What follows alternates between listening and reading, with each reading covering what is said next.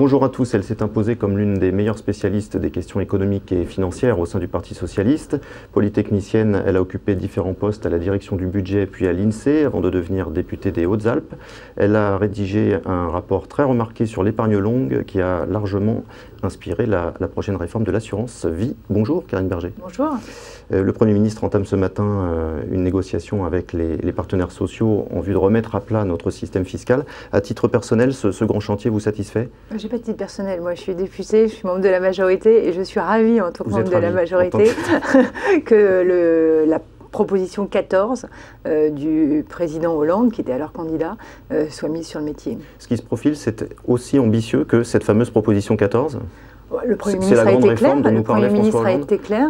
Il a dit que tout était sur la table et que notamment, à terme, la fusion entre la CSG et l'impôt sur le revenu des personnes physiques pouvait aussi être abordée dans cette discussion. Donc c'est bel et bien la question de la promesse 14, c'est-à-dire celle de la réforme de l'impôt sur le revenu. On va venir un petit peu plus tard sur le contenu, mais sur la forme, la façon dont a été annoncée cette remise à plat vous semble normal? Le fait que les équipes de Bercy n'aient pas été associées en amont à cette annonce, ça vous semble normal? Moi, je ne suis pas dans l'exécutif, je suis dans le législatif. Je peux vous assurer qu'on a été mis au courant par l'exécutif, donc le Premier ministre, en direct. Jean-Marc Ayrault était présent le mardi matin à l'Assemblée nationale et il a constaté que tous les députés étaient avec lui, étaient derrière lui, ce qui est un beau signal politique d'union de la majorité sur ce thème-là. Alors on sent bien que le champ est très large, on peut vraiment aborder toutes les dimensions de la fiscalité dans cette remise à plat. Que préconiseriez-vous s'il fallait choisir deux mesures emblématiques par lesquelles il fallait commencer? Quelles seraient-elles? La première mesure, d'abord on a déjà commencé des choses, puisque en mettant les revenus du capital dans l'assiette de l'impôt sur le revenu, on a commencé cette réforme, et puis on a fait d'autres choses d'ailleurs, on a commencé à limiter les niches fiscales. Mais la première mesure d'ampleur, c'est d'arriver à remettre de la progressivité dans la structure de l'impôt sur les personnes physiques. Aujourd'hui, on a un impôt sur le revenu qui est progressif, une CSG qui est proportionnelle. Qui est proportionnelle, ouais. Et qui fait qu'en fait, les deux impôts mis ensemble, surtout avec les niches de l'impôt sur le revenu, la France est l'un des pays où l'impôt sur les personnes est le moins progressif. C'est un comble quand même, parce qu'on en est toujours très fiers, mais non, c'est l'un des moins progressifs. Et puis la deuxième grosse question, c'est celle du financement de la protection sociale. Parce que c'est vrai qu'on rapproche la CSG et l'impôt sur les personnes, c'est les gens qui payent ces deux impôts, et en même temps, on sait qu'il y en a un qui finance la protection sociale et l'autre qui finance plus directement les services publics. Il faut qu'on se mette d'accord. Il faut qu'on se mette d'accord sur qui doit faire quoi. Et ça veut dire quoi? Comment est-ce qu'on flèche précisément le financement de la protection sociale? Parce qu'on sent bien là dans les prises de position des syndicats que c'est la grande crainte, c'est qu'en fusionnant ces deux impôts, on n'ait plus la garantie que la protection sociale sera financée comme elle l'est aujourd'hui par la CSG. C'est l'un des enjeux clés de la réforme. Aujourd'hui, où en est-on? La santé, qui est de plus en plus financée par la CSG, est devenue de moins en moins une structure de type assurantiel, est allée vers une structure de type solidaire, puisque quand vous payez par l'impôt, les retraites, c'est l'inverse, c'est-à-dire qu'on est resté pratiquement dans du pur assurantiel et on n'a pas du tout d'approche solidaire. On a la question de la protection familiale qui peut poser le sujet de savoir de quel côté on met ce financement, et on a aussi la question de l'assurance chômage qui normalement devrait rester du côté assurantiel, mais qui pose aussi la question de la solidarité nationale.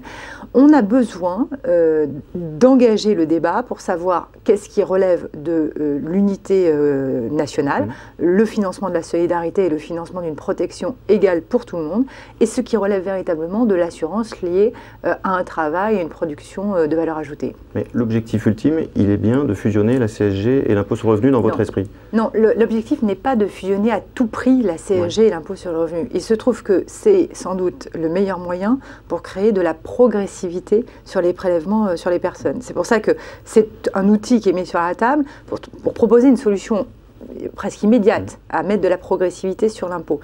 Est-ce que c'est la meilleure? Le débat avec l'ensemble des partenaires sociaux, avec tous les Français, doit amener une réponse. Et puis aussi, évidemment, les conséquences d'une telle fusion, c'est typiquement de savoir comment on finance la protection sociale de manière claire vis-à-vis de ceux qui gèrent les caisses de sécurité sociale.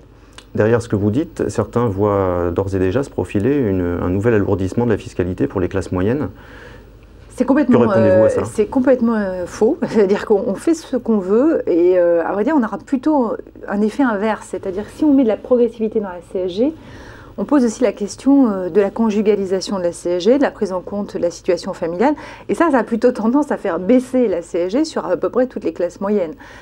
Donc on n'en est pas du tout là. C'est-à-dire que globalement, si une fusion CSG, impôt sur le revenu, se mettait en place à terme, on aurait, c'est vrai, des effets de redistribution. C'est la progressivité. Il y a des gens, les couches les moins favorisées paieraient moins. Normalement, non seulement les personnes avec les plus petits revenus paieraient moins, mais même les classes moyennes paieraient moins. Parce que, en fait, c'est toute une autre façon de voir notamment la CSG qui serait reconstruite. Alors, il y a un point clé également dans cette réforme qui se dessine, c'est la fameuse retenue à la source.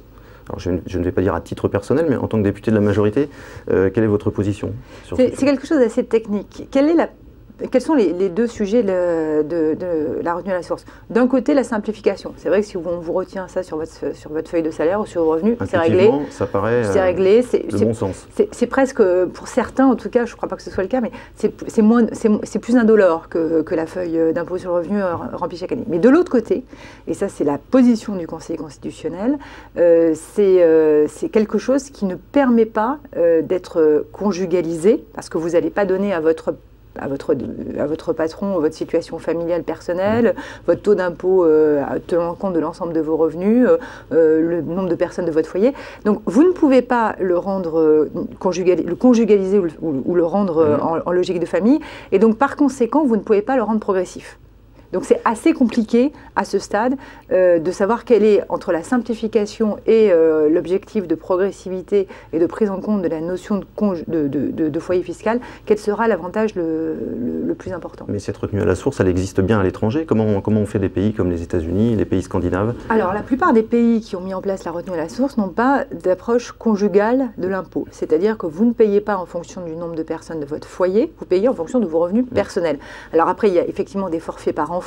À la fin aux États-Unis, on vous prend votre argent sur votre salaire, puis à la fin de l'année, on vous demande de faire une déclaration, et puis on vous donne un chèque, soit parce que vous avez des baisses d'impôts liées à tel ou tel investissement, soit parce que vous avez des enfants. Mais attention, votre situation personnelle, c'est-à-dire la personne avec qui vous vivez ou pas, n'est pas prise en compte dans ce calcul-là. Donc si on espérait mettre en place cette retenue à la source, ça voudrait dire toucher à notre notion même de foyer fiscal. Et là, sujet délicat. Je pense que ça impliquerait ça, ou à tout le moins, ça poserait la question de savoir si on donne la possibilité aux employeurs de connaître cette situation personnelle.